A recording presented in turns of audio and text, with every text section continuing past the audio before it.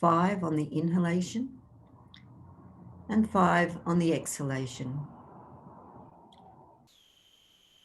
Or whatever count is comfortable, but just making that equal inhalation and exhalation, keeping the breath soft and without strain.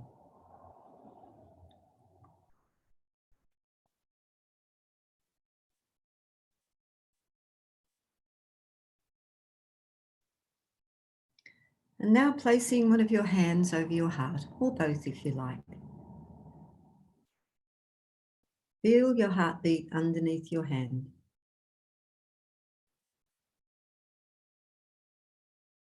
Feel the connection between your heartbeat and your breath.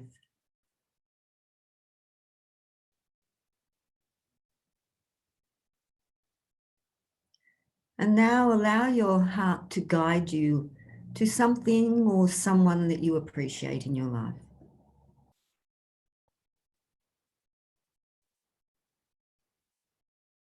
Allow that feeling of appreciation to spread throughout your body. Noticing where in particular your body that you may feel it.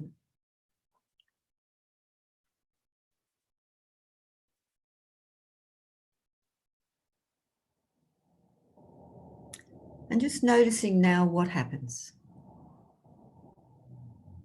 as you breathe with that feeling of appreciation within your body.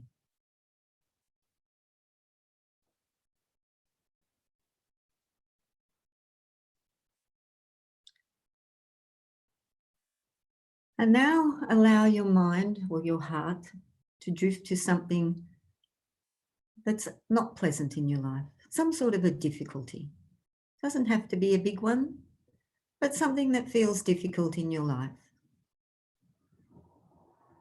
Allow your thoughts to focus on that, continuing to breathe and noticing what happens.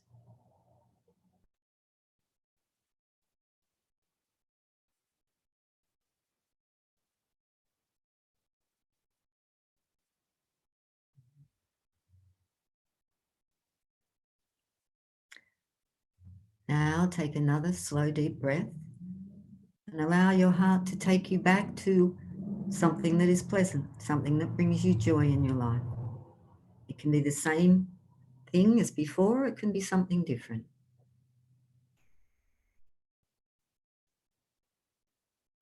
Breath is continuing to flow, thinking about something that you appreciate or bring you joy. And once again, notice what happens.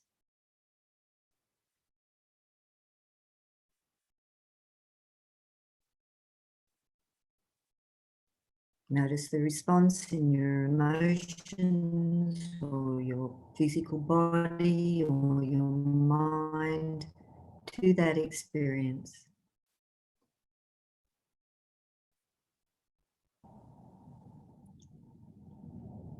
And releasing that experience now, but staying with that connection with your heart, your source of truth. In yoga, it's known as Hridayakash, a psychic space of the heart. And with your awareness resting in that space now, connected with your own inner truth, asking yourself a couple of simple questions. First one is, how do I feel?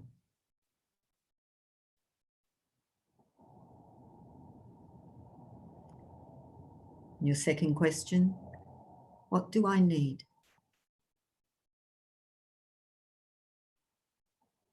Noticing if the mind jumps in to edit or correct or reject the answer from the heart. Just stay with your heart, placing your answers now in your heart space, honoring them for the guidance and the wisdom that they offer.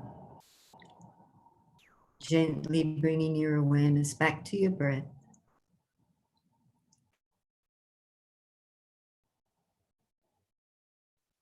Releasing your hand from your heart.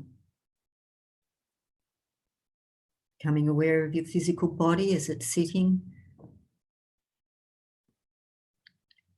And then gently opening your eyes and coming back into the room.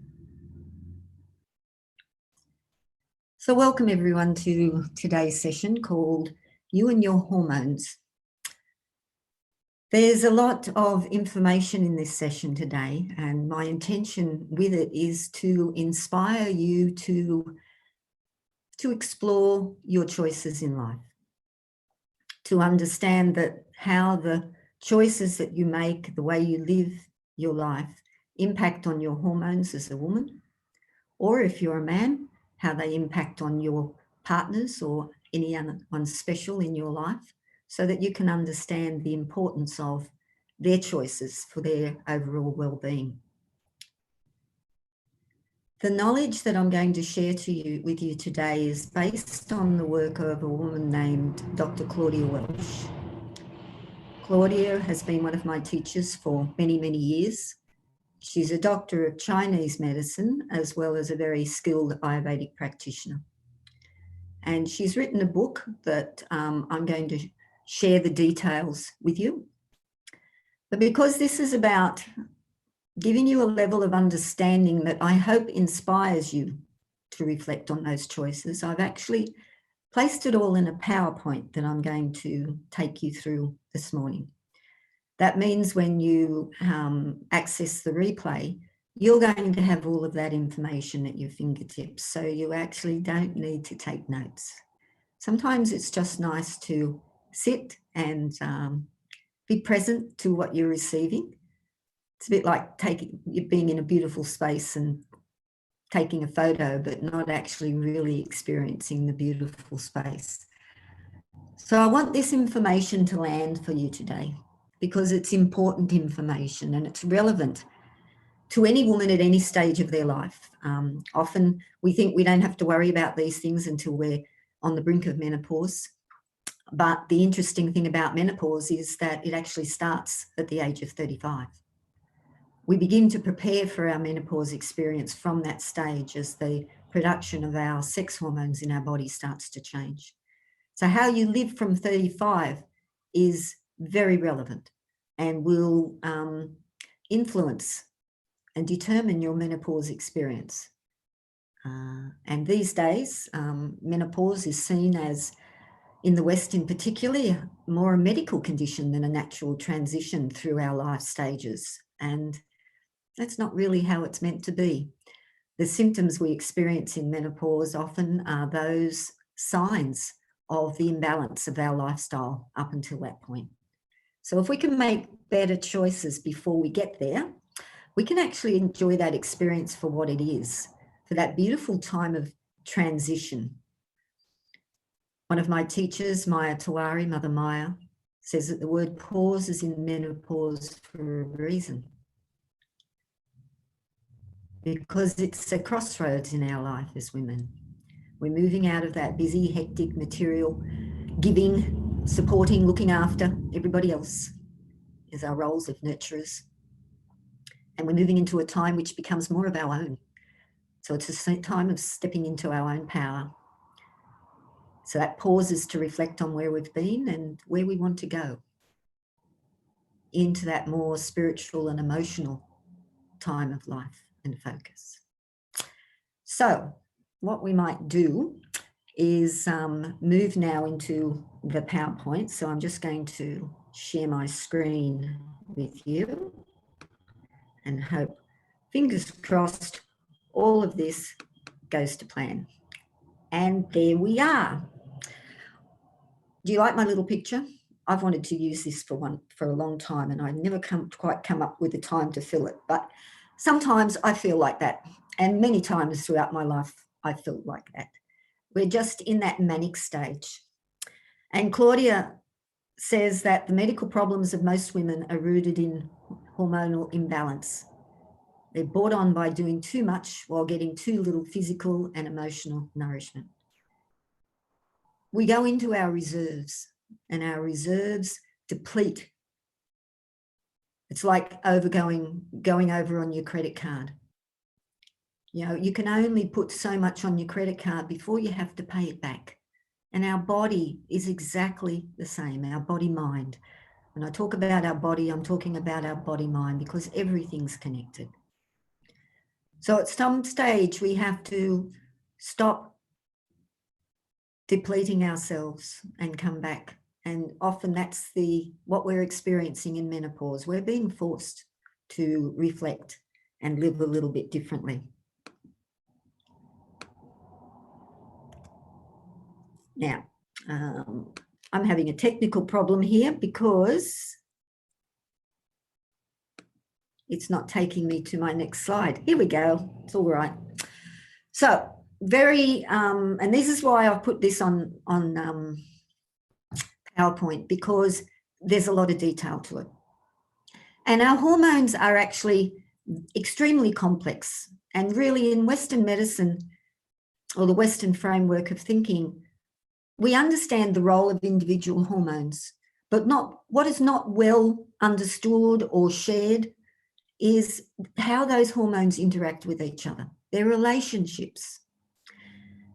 And so what Claudia, in her many years of clinical practice and her own experience and her own studies, identified was that it was this inability or lack of understanding of the relationship between our hormones that I suppose didn't enable us to make good choices. Because when we understand that, and this is what I'm hoping for you by the end of the session, you won't be able to help but reflect on your choices and make different ones.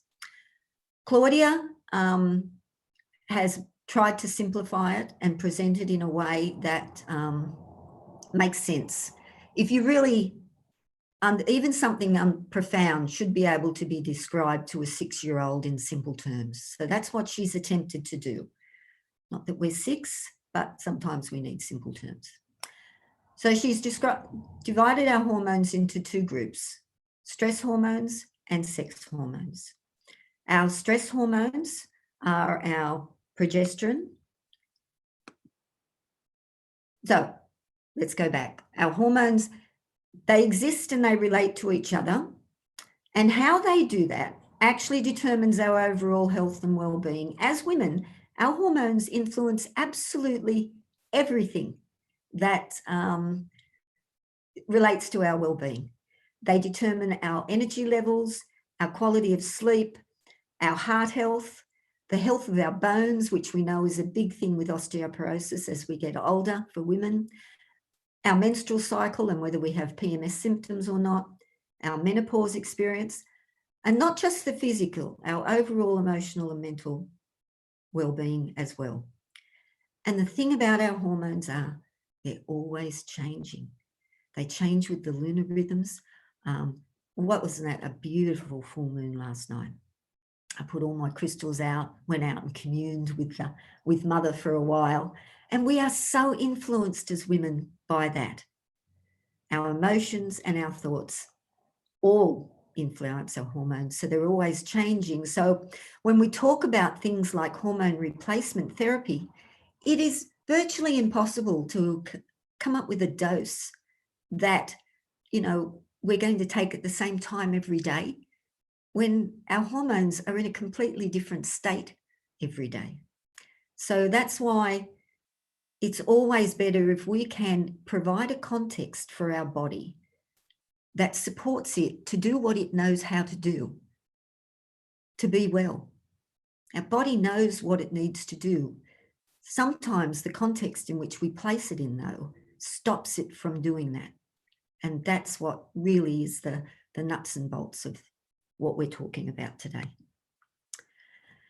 So let's start with our sex hormones. We're going to look very simply at 2 of these. 2 of the main players. Estrogen.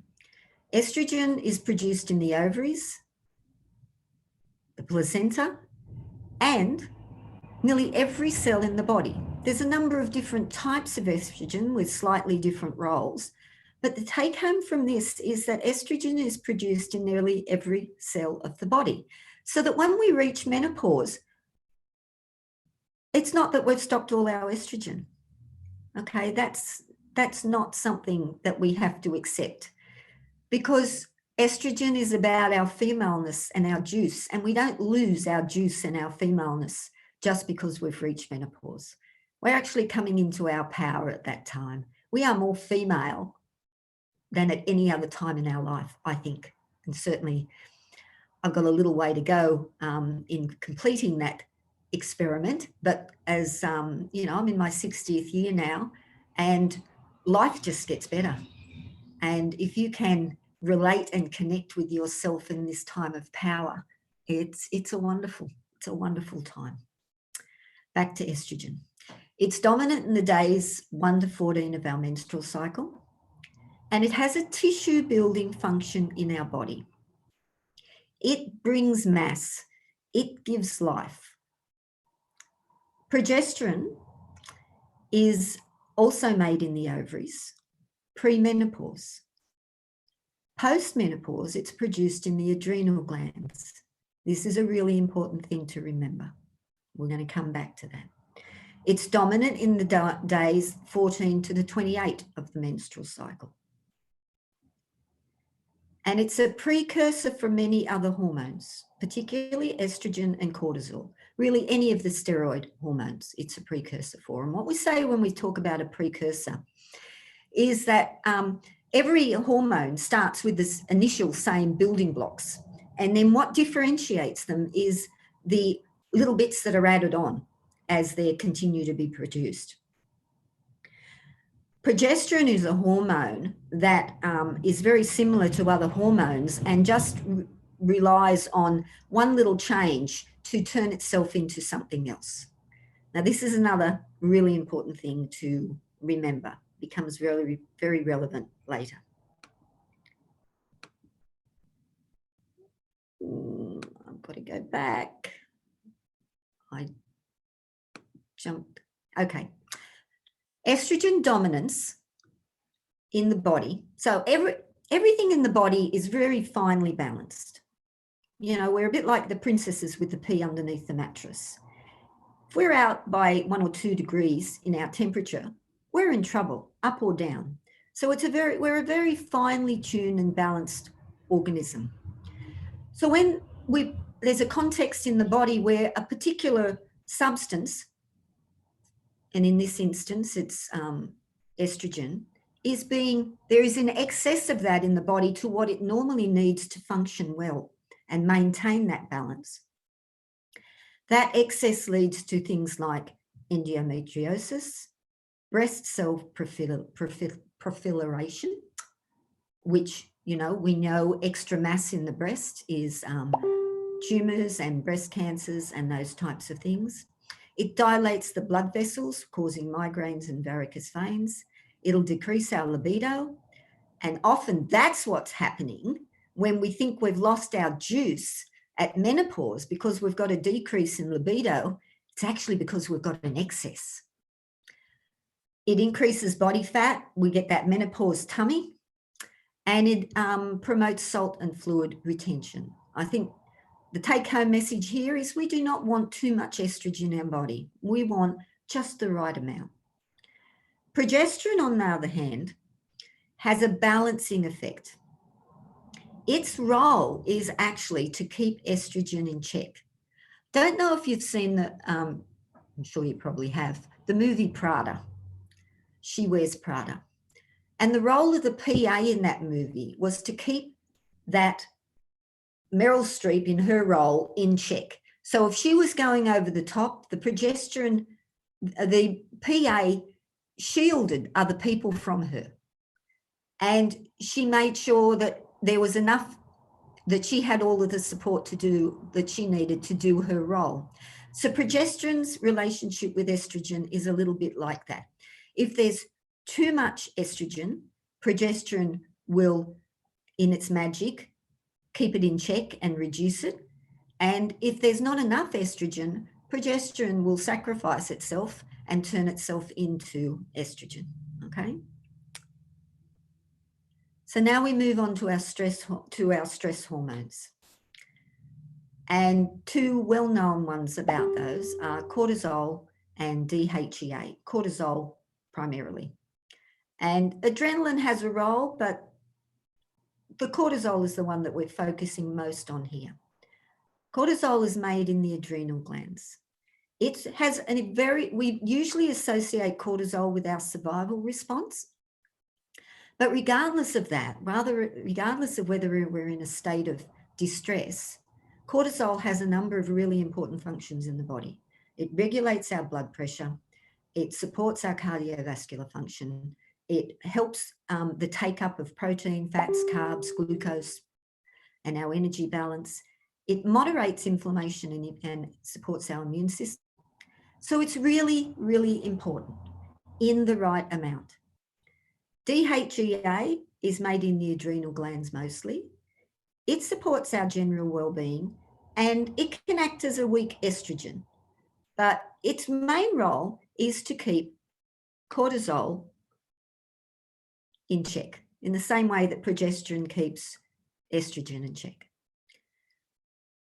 Coming back to the princess and the pea and our need to stay really finely balanced, an excess of cortisol in the body causes a breakdown of structural tissues.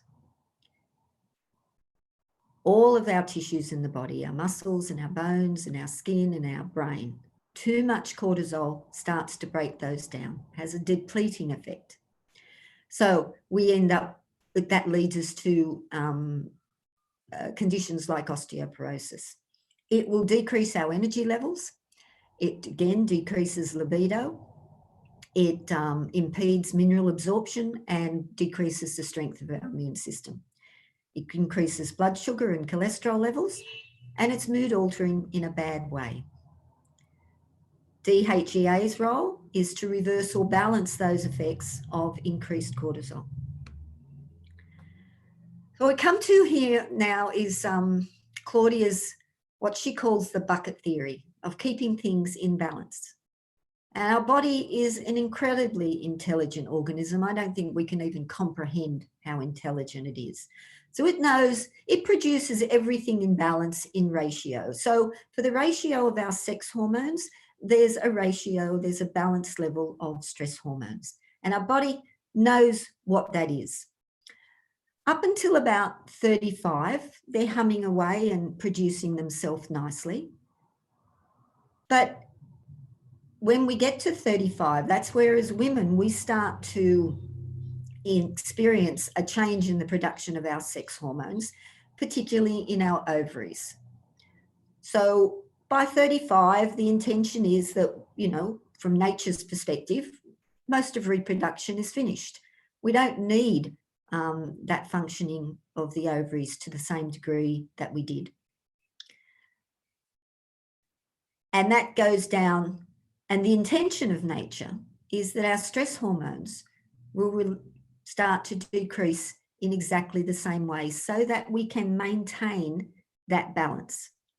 Once we get to 50 or around 50, whenever we're moving into that menopause stage, the ovaries actually cease production of progesterone. And that production, as I said before, goes across to the adrenal glands. And that becomes really important in a little while. Now, this is a glimpse of the bucket theory when our hormones are out of balance.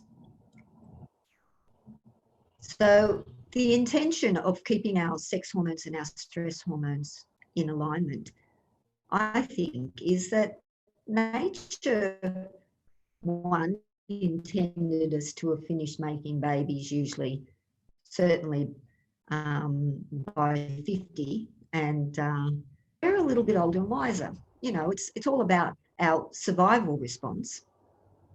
And by then, you know, we should have worked out that the saber-toothed tiger lives over there, so I'm going to go this way. That we've got some wisdom and life experience that enables us to respond to life, so that we don't have to be completely always feeling like things are a matter of life or death, coming into our fright or our flight or fighting life. The challenge in the way we live our life these days is that that's not always the case. And often life seems to get more stressful as we get older. And that's where we get the imbalance in our hormones. Our sex hormones are decreasing because of the the natural functions within the body changing with our life stages. But because of the external world in which we're living and the way we're living and our emotional and mental response to life, we're often more reliant on our stress hormones. Now, the thing about nature is that it will always prioritise survival over nurture.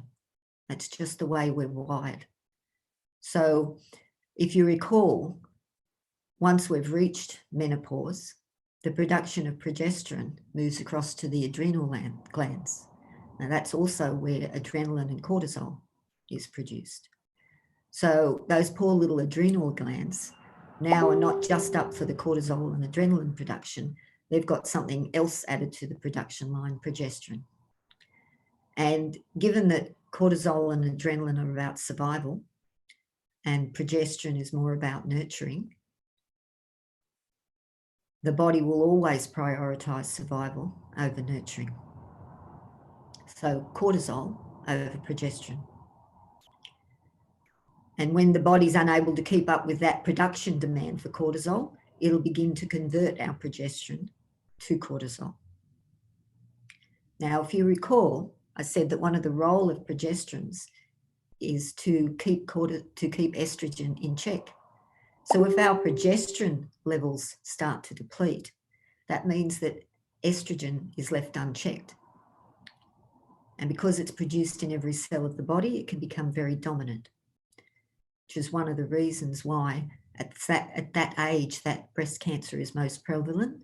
Most people struggle, women struggle with the loss of libido, excess inflammation, fatigue, all of those signs of excess estrogen that we talked about, the excess weight, particularly around the tummy. Because when you talk about hormonal imbalance and hormonal replacement therapy, the main type is a progesterone supplement. It's not an estrogen supplement, it's a progesterone supplement. And that's why. So this is where we sort of get to the profound bit of understanding how our stress response is affecting our hormonal balance and why it's so important then to make choices that support providing the body with a context that can keep our hormones in balance. So I just want to talk a little bit now about the actual distress response. And I'm going to call it distress because stress is okay. Stress gets us out of bed in the morning. We need stress in our life. If we didn't have some stress, we'd lie in bed. We'd do nothing. In yoga and Ayurveda, we call it tamasic. It's inert.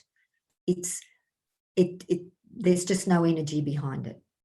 So we're talking about now distress, a distress response. And what happens when the body is in a state of something happens around us and we get that little jump, that little start. That's the adrenaline. That's there's something here. We need to take a bit. We need to notice this. This could be danger. Then the cortisol comes in. And the role of the cortisol is to redirect the energy from the main organs in the body out to the main muscles so that we can do what our survival response is geared to do, to run away, to hide, or to fight. So though the energy is all going to those main muscles, so our heart and our biceps and our quads, so that we can do that. And it's when we actually do that physical exertion that the cortisol is utilised and used up, for want of a better term. So it does, so we don't end up with an excess of cortisol because it fulfilled its function. It redirected the energy, gave us the capacity to defend ourselves in this life or death situation, which is what our survival response is all about. And then it's used up and we can go back to our day.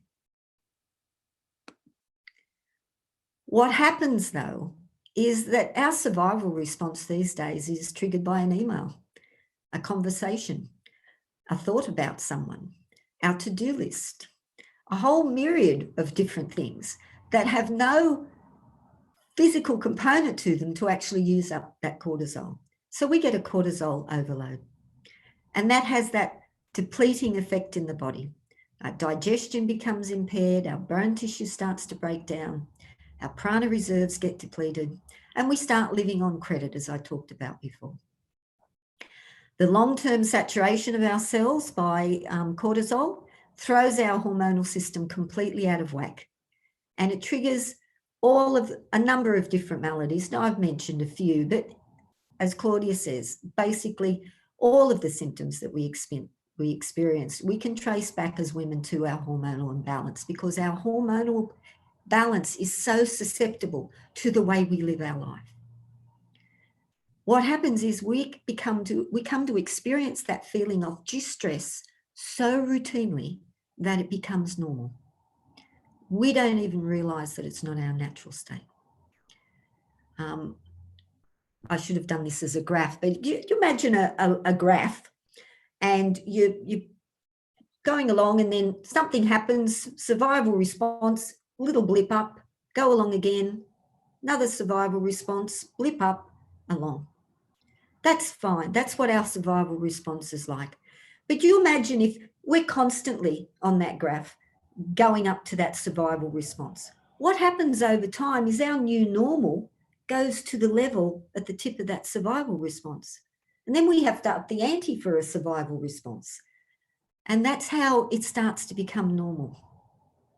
The other little metaphor for demonstrating it is the frog in hot water. I like this one. It makes sense to me.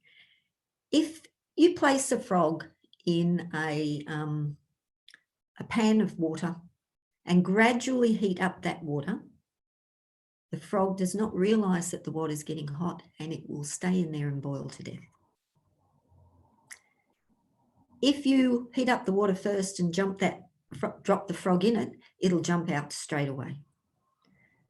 Now, I think about that in relation to ourselves. We just stay in this water, we experience this stress, we experience this saturation of cortisol, and it's all normal. But if somebody dropped us in our body in that state, we would jump out of it straight away, because it does not feel very pleasant to be in.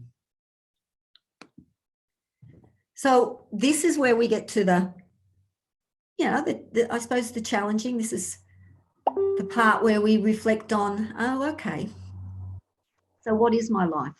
What is it that, what is the context of my life, and how well does that support my hormones?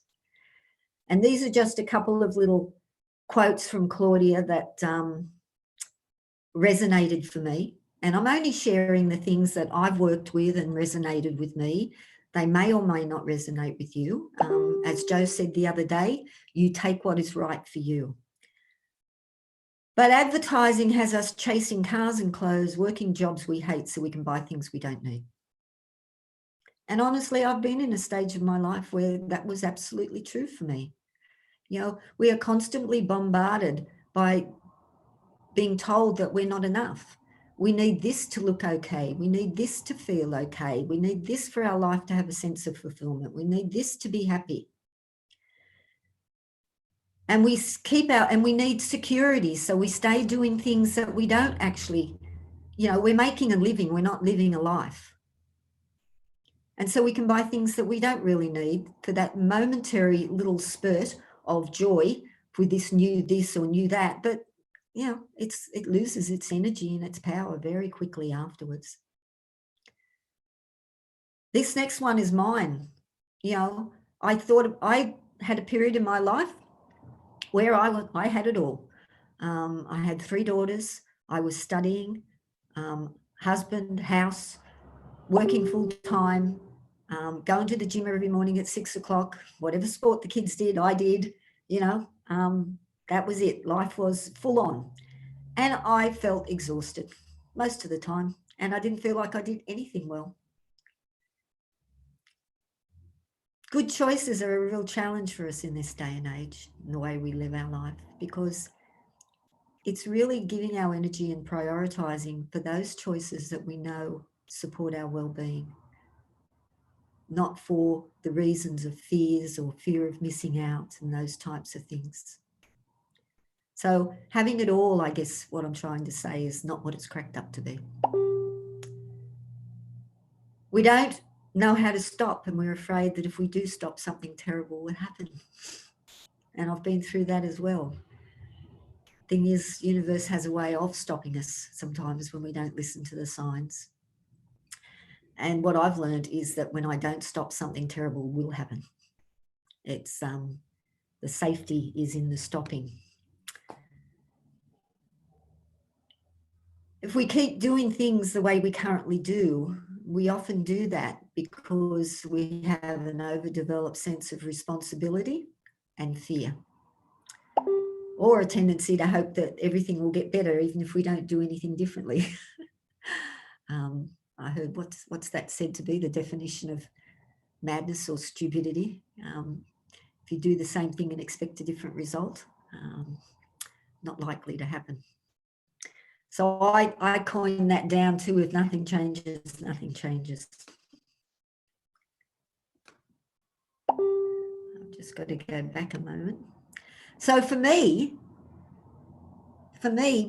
having courage was to stop, wasn't to keep going. It was to stop running and pushing and trying to please everyone, stop spending my reserves, and discover the life that I wanted to live. There's a few little points here of things to just check. And there was a time where I would have ticked all of these. Noticing, does the phone ringing or checking your inbox create any experience of anxiety? How often do you think about what will go wrong today, tomorrow, for other people? Seeing that, I suppose it's the glass half empty. Commonly feeling anxious and stressed and worried for no reason, just waking up feeling fearful. And I've certainly had that for long periods of my life. I'd just wake up in the morning and I'd feel frightened about the day, what it was going to bring. Panic attacks, symptoms with our cycle, all of the different conditions, they're all an example. And if you're feeling this distress, I suppose the take-home message is that they're all influencing your hormonal imbalance or your hormonal balance. So to balance your hormones requires balance in your life. And one of the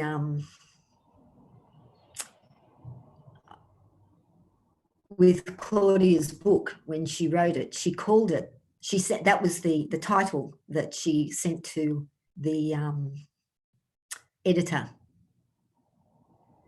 The title she sent actually was to balance your life, balance your hormones. And the editor wrote back and said, no, reverse the title, so it was balance your hormones, balance your life. But really, it's completely the other way around. So how do we balance our life? How do we support our progesterone so that it can do its job and keep things in check? How do we live so that we're not relying on cortisol on a day-to-day basis, that we only actually use it when it's meant to be used in life and death situations? And it comes back to nurture and nourish, caring for ourselves. It comes back to those day-to-day life choices. It's the little things we do every day that make a difference in our health, not the big things. It's the little things. We can do a lot of things to look after ourselves, but often we do them out of fear, and that fear generates the cortisol. Oh, I haven't done my thing today. Oh no, my life is going to fall apart. I need this to survive. I need to do it to feel good about myself. Self-care is an act of love. It's not a to-do list. Good food and regular meals, oil massage, oiling your ears and your nose and your mouth. The daily dinacharya, we call it in Ayurveda. And rest is not sleep. A yoga nidra is a wonderful way to rest. and but just taking time to do nothing, having a regular sleep cycle, moving with, and beginning to clear those subconscious beliefs and rules that inhibit your flow in life, because we all have them.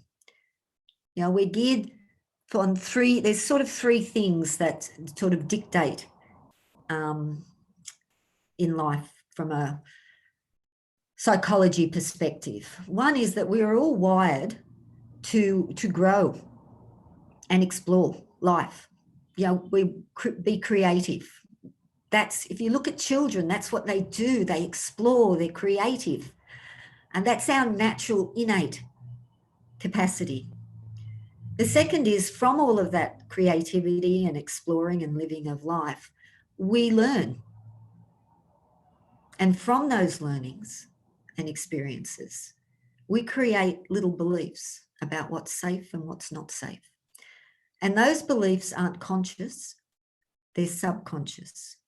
Over time, as they're reinforced, 95% of what we do on a day-to-day basis doesn't come from a conscious response, it comes from a subconscious response. And given that a lot of them are formed in childhood, they're formed around feeling safe, not just physically, but emotionally. And so I think of it as a mental filing cabinet, and we all have that. We have a mental filing cabinet that we go to on a default basis. And so when we're responding to situations, we're often responding to them from that childhood experience and the belief that was formed about what was safe and what's not safe. And so in the longer term, to support our improved lifestyle habits, we also need to explore that. I'm just going to stop sharing my screen now and come back in. And I'm not sure how I'm going for time. Oh, I'm right on time. I've gone a little bit over. I'm sorry. I wanted to have a bit of a question and answer time for you today, but it doesn't look like that's going to happen now. So that's where we're ending. I have talked to Michelle about doing another session probably next week, which will be on aroma freedom. And that is a way and a technique or a modality that I've recently studied in to help clear some of those subconscious beliefs. So if you would be interested in that, you're very welcome to tune in for that one. I'm also available for consultations in Ayurveda. I do yoga classes. Two Wise Women run Ayurveda and yoga lifestyle retreats. You can access that information on my website, Two Wise Women, and that's some of those contact details are on the bio on the Health at Home page for this session. I'm going to leave it there, unless anyone's got any burning questions. And if you do, you know where to contact me. Okay. Hari Om Tat Sat.